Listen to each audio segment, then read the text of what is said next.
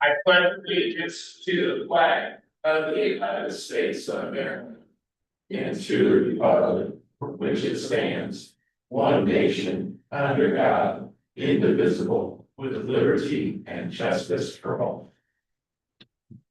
Oh, Madam Clerk Treasurer, can you call the roll, please? Council President Rector Heidi. Here. Council Vice President Mike Wolski. Council Member Josie Kerr. Here. Council Member Ed Loud.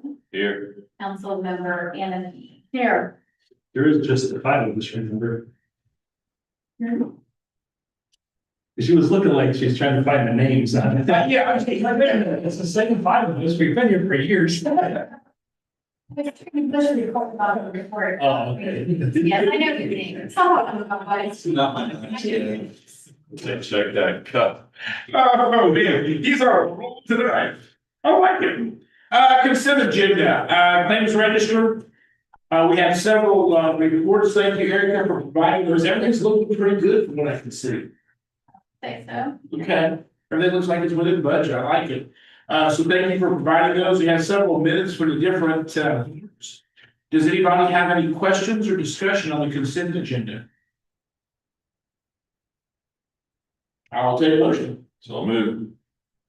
Second. I have a motion and a second. Any additional discussion? All those in favor of the consent agenda, say aye. Aye. Opposed, 4-0, ayes have it. Citizen comments, please, one at a time. Okay. End of citizen comments. Smiling. I was gonna write out for signature. Oh, yeah, yes, Staff reports, chief. Sorry. I sent an email about the Central Indiana Police Foundation giving a grant for canine eye to protect his best. And I'm sure you guys saw the picture. He is on patrol tonight, so if you actually see him out and about, you will see him in his new collar and vest in person. We did have Evo that we conducted at the New Pal Intermediate School. And we do appreciate Principal Vincent Nino for allowing us to do that. It was definitely different. We didn't have to drive to another side of the city of Indianapolis to do, and it was effective, and it was actually well put together. Mark and Lauren did a great job with that, so it was nice. WRTV did an interview with myself and Ben discussing Knoll Ridge, and it was nice to get that out there and highlight it, but we did discuss the new ordinance, and unfortunately that didn't really get a lot of information. Ben had some really great remarks that didn't make it on any of the news article itself. Captain Crook and Officer Schwer attended a 2025 wellness summit for officers and got a lot of good information and resources from that, which they brought back and was able to distribute to officers, which was actually really helpful, especially when the night shift guys are working and not getting good sleep, and the effectiveness of something we can do for that. We are participating in the future, November 20th, a breakfast with the cops. It's the 9th annual that we'll be doing for the Central Indiana Police Foundation. They sponsor that. And retired Officer Doug Carter is going to be speaking there, the superintendent. So very nice to see him again. And then just a reminder, Trail and Treat is this weekend. So hopefully the rain will hang off for a little bit. It's supposed to rain a little bit this weekend, but hopefully it'll be nice enough for it to have a successful event. Appreciate it, thanks, chief. Mr. Lips. Thank you. Follow up on the Knoll Ridge Apartments and comments a little bit. Michael Paul Hart also is out and communicated with WRTV as well. We're talking with Michael Paul Hart, trying to get together a meeting with him and BBMG's office and try to get some of the residents. Christine started a call log from resident complaints. WRTV transferred to me the health department complaint logs. I asked Christine to review that. She went through, organized that, found that from our perspective, not a lot of those are actually being followed through with or followed up on. We also discovered through Christine's research that some of our targeted code enforcement we did over there and turned over to code enforcement was not followed up on at all done by the city. The health department ones were open cases, but none of the code enforcement cases were open from the last big target sweep through. So Gonna talk with the city a little bit about that. As you guys know, end of next year, well, January, the beginning 27, we'll be able to take code enforcement in-house, but significant issue that we have to be working on now and leading up to that, so we're gonna keep pressing on the issue. Michael Hallmark seems interested in helping on the city front. I think the AG's office is still interested, but I'd say it's one of the most significant issues facing the town right now. Agree. I would agree. Anything else? Well, I don't know if they're done. There were some big trucks over here, so I think they got it under control, but next to Ciro's, Water, the road's all flooded, yeah. yeah, they're doing the water main relocate, and it sounded like they had some bypass pumping and maybe hit something. Anticipation, so. But yeah, citizens, Always hit it like digging a hole. yeah. I mean, they were trying to hit it like this time, I just think they maybe Yeah. hit it in a way that. Oops. Well, Be able to meet with Mike, everybody on Monday. so we'll see if we can get set up. I'm getting a little bit of latency from the AD's office right there, so they have all that going on with the SAT, so trying to get it all coordinated, may take a little bit. I don't see any old business listed. New business. Mr. Lentz, introduction, ordinance 2025-17, salary. You guys have the prepared salary ordinance in your packet, as well as a memo from me, going through the highlights of it. This reflects the budget that you guys adopted at your last meeting, 3% COLA increase, to all of the, employees, kind of the general across the board increase. Utilities restructuring is probably the largest thing on there that you'll see that is drastically different than years past, as we kind of had a more ambiguous structure, and we wanted to clarify that for the public, the council, utility board, and staff of what these tiers are, so it's not just a big flexible range, it's if you have these credentials, it's so where your pay range is at, where you fall in through that, so. Before a wastewater operator, if they were class 4, like that's pretty much maxed out, but below that, like class 1 through 3, we're not as specifically covered, so. I think that's a pretty good cleanup. I asked Michael and Cody to put that together with some of those ranges and work with them on it, which I was pleased with them on that, because that's one of their first administrative kind of dips into this area. 457 deferred comp moved from 35 to 45. Restores of the HSA funding timelines that's been talked about in the past. Boards and commissions, no changes outside of the clerk treasurers, working full time. Right, so you had cost of living on yours too, correct? Yeah. And then stormwater technician, which was part of the rate increase for the stormwater utility, is contemplated in there. We plan on trying to hire that position in 2026, reduce some of Wessler's hours. Wessler plans on helping us hire and train that person. They also take over a lot of the field inspection and those administrative type tasks, or those field type tasks, as well as some administrative tasks. These are kind of really kind of quick highlights. Happy to talk about anything else in there that you guys like for introduction of this meeting, consideration at your next meeting. Anything? Straight across the board, once I know stormwater stuff's very competitive right now. Yes. Yep. So, thank you guys. Thanks, Ben. Mr. Hodges, consideration of radar speed limit sign purchase.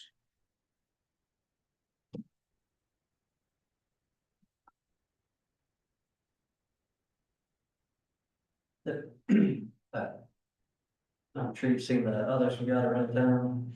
You got 6 of them out right now on Valley Road, 21st Street and 150 North. We've got pretty good feedback from residents in the areas.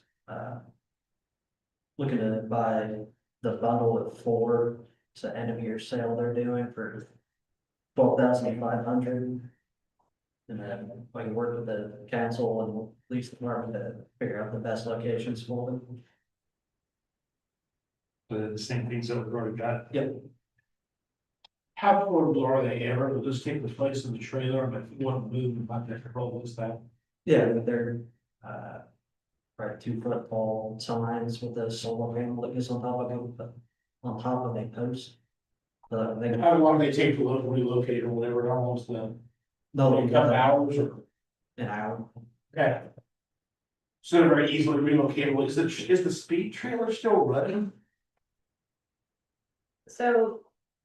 Yes and no, the battery is an issue that we bring into, and it's a lot of work getting it back and forth, you know, to recharge. I know certified residents will out in the yard. Yeah, and that's the other issue, is getting a hold of anybody to ask them if we can damage their yard and let it sit there, and that's been problematic as well, so. Gotcha. With you, Everett, I've had very positive feedback. And it's been a combination of not only the speed limit signs, but the stop signs there at 21st and Buck Creek. I'm sorry. Yeah, 21st and Buck Creek, Leonard North. That combination seems to have helped us significantly with traffic. So, thanks for getting us this quote. Does anybody else have any questions on these? I was concerned with affordability. Is how long, what are they showing? How long those last for? You know? I haven't looked into. I didn't see where it said they're good for this amount of time. Okay. We've had out on Valley Book, it been out, I think, 2 years now. Okay, no issue with it. No. Okay. I would anticipate a 10-year depreciation with the solar panel. Okay. I will say they have been effective, we've had almost, I don't wanna. Accidents. But no, we've had very low things of what we've had historically in that area because of those. Like I said, stop signs and speed limit signs seem to be a good combination of flashes. Absolutely, yes. Especially as that traffic picks up coming west from Amazon, Walmart. Or if all that there's sort of- issues on 70 and people think those routes to get back west for these. Yeah. Thank you. Anyone else have any questions? I'll entertain a motion. So move. The police department to purchase the signs. You want it? The streets and parks department to purchase the signs. Motion to a second, any additional discussion? All those in favor, signify by saying aye. Aye. Opposed? 4-0, aye, thanks, Mr. Cobbs. Thank you. Miss Elizabeth Olson, introduction of ordinance 2025-18. Adopting a traffic calming policy. Yes, at your meeting in August, we had Taylor, our sign from Health by Design, come in and do a presentation on what tactical urbanism could look like. We have not received any other feedback from them since then, so we're deciding to move forward with adopting it as a policy. We've not changed anything since the last time we saw this policy. Just as a reminder, I think it was a few years ago, we started to receive a lot of requests for speed bumps. And then residents coming in saying that everybody wanted them, but that wasn't actually the case. So we wanted to make this more of a streamlined process and try to come up with ways that would help with the speeding and stuff and the safety concerns. So these are just small scale, low cost temporary projects that will help improve driver behavior. And it's also, there's also a guide for the planning, implementation, and evaluation for such interventions. And it does include provisions for public input, so we will, and data-driven evaluation, so we will need. In case somebody comes in again, we will need data proving that there's an issue. And input from the residents around it. Besides Valley, do we have any other neighborhoods express an interest in this? Woods has historically expressed it numerous times, mostly there's section 1 and section 2 of the development. We have sometimes residents on Buck Creek Road, bring some of that up, particularly around hills and That's flies. tough, yeah, good time of day, so. But in general, a little bit like Glen Oaks, any of the neighborhoods with the long straightaways that don't have as much sidewalks and street trees and things like that, where it feels like you can see very far, it's very tentative. No. If the blue line does what they wanna do, you might wanna add. I imagine any cut through traffic and where it gets speeding, right? Typically, I would say people say they speed less in their neighborhood than they actually believe sometimes. But anytime you have cut through traffic where people don't live there, you tend to get a lot. You also have Harvest Glen Drive, did it, some of the complaints, people blowing stop signs and speeding through there, because that's a big cut through from all people, 10th Street over to Buckner Grove, it's like that. This policy also creates pallets of options and things, so maybe not just speed bumps, but things like radar signs and stuff like that, alternative approaches. People should realize that it's the whole town is their neighborhood, Yeah, so. even though I don't think community is very often anymore. So portion direct. Anybody else have any questions for Mrs. Olson? Thank you very much. Christine Owens, this Owens, consideration of releasing the Eastway performance bonds and accepting maintenance bonds. Tons of questions on this. I'm sure you do. So as part of our development process, before developments go to construction, typically there's a requirement for performance bonds to be posted. Some cases, they start to perform the work, and then before they go to record their plat is when those bonds get posted. And so in this case, when the Eastwood Court project came into the town of Cumberland, they were wanting to pull building permits. We had them post a performance bond for the road, that new section, and throughout the new section. So the first part of the request this evening is to release that performance bond. That work has been completed. That work has been inspected by Butler, Fairman, and Seifert, and that it complies with what Hancock County had approved for that area. So the first request is to release that performance bond. Our ordinances also require that once a performance bond is released, they have to post the maintenance bond. So you have in your packet as well, the new proposed maintenance bond, and that's typically maintenance bonds are 10 to 20% of the performance bond. Performance bonds 120%.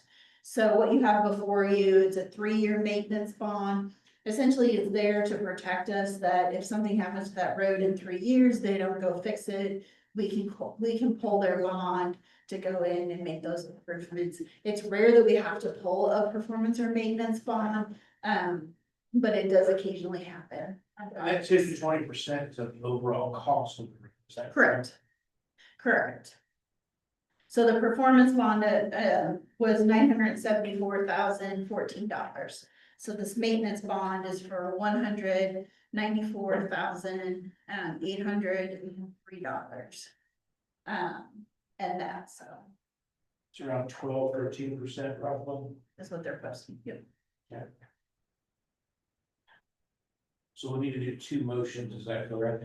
I believe you can do one motion that that says that we were releasing the performance bond and accepting the maintenance.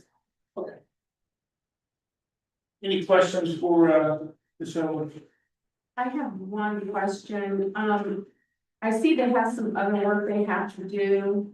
A fence and landscaping, I don't know what internal improvements mean, Everything's been completed as of yesterday. all that stuff. Yes, Okay, yes, we are now, we had been holding certificates of occupancy on permits for items. Not all of those were protected with the performance bond.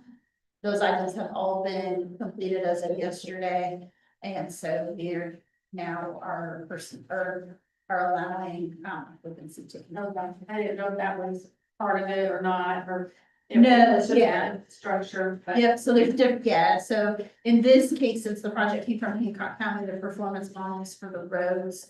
And then there's a maintenance bond on their sanitary, and storm infrastructure that was put in at that time.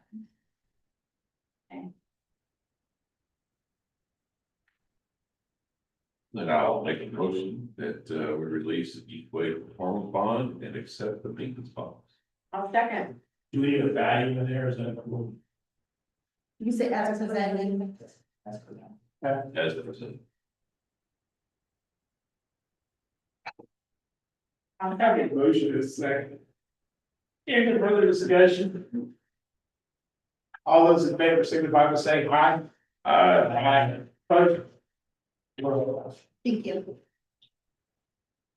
Just want to make sure everybody do it in. Also.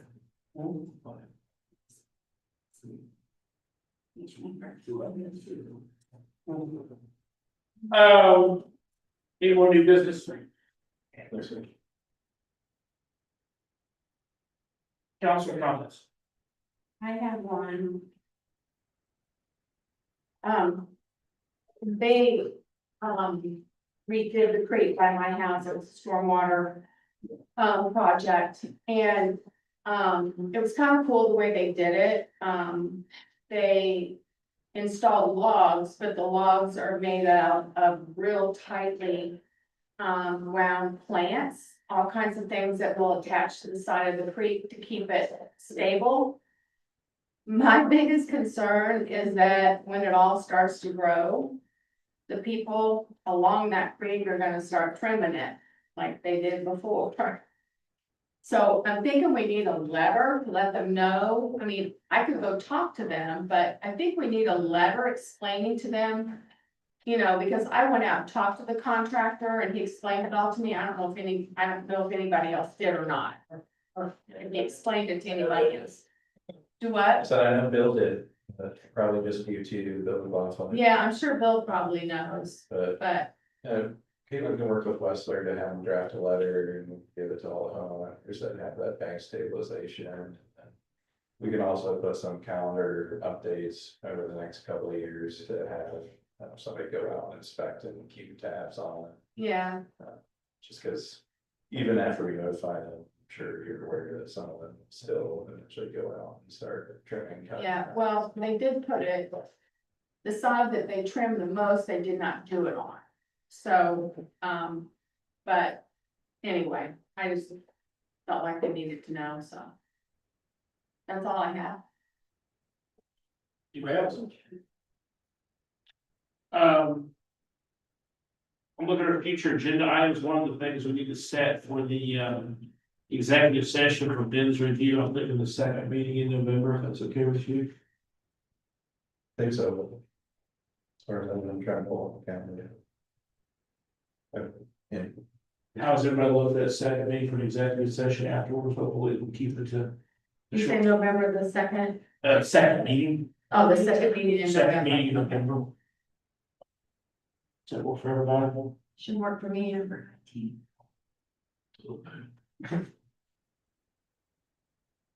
Well, tentatively planned for November 19th. So I think our next meeting is November 5th, right? Yeah.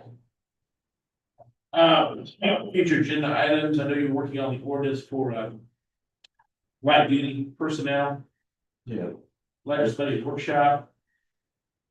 Consideration of the ordinance, our ordinance just had tonight, consideration of traffic calming policy, so kind of narrowed it down, which is fine.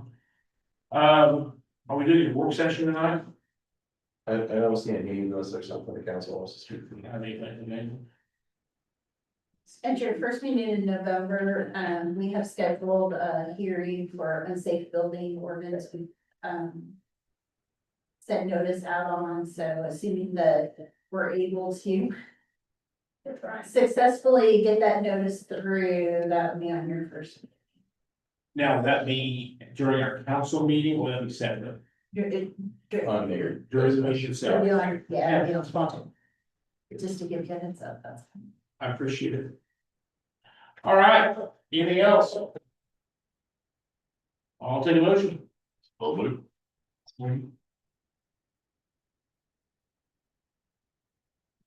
Even she's.